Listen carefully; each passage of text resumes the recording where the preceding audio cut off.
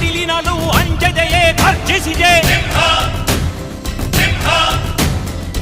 ಹೆಜ್ಜೆಲಿ ಅಚ್ಚೊತ್ತಿದೆ ಕಟು ಸತ್ಯವು ಧರ್ಮ, ಕಣ್ಬಿಟ್ಟರೆ ಎದುರಾಳಿಯು ಭಸ್ಮವೇ ನರಸಿಂಹ.